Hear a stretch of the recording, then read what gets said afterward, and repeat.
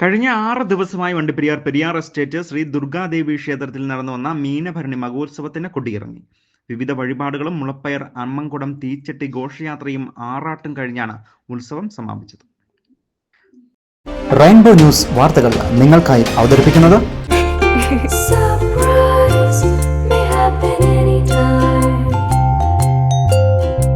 പവിത്ര gold, എന്നും സ്വന്തം.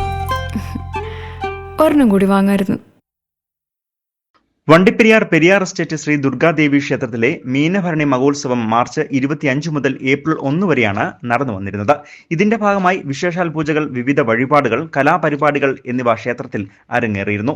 സമാപന ദിവസമായ ചൊവ്വാഴ്ച രാവിലെ 5 മണിക്ക് പള്ളി ഉണർത്തൽ, 5:30 നിർമ്മാല്യ ദർശനം, മഹാഗണപതി ഹോമം, കലശപൂജ എന്നിവയ്ക്ക് ശേഷം ഉച്ചയ്ക്ക് പൊങ്കാലയിടലും പൊങ്കാല നിവേദ്യവും നടന്നു.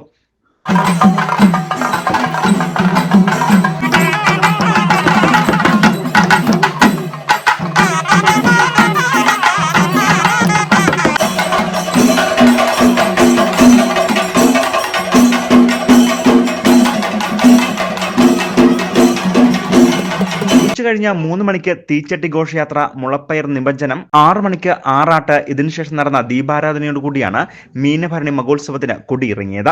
തുടർന്ന് അന്നദാനത്തോടുകൂടിയാണ് ഉത്സവം സമാപിച്ചത്.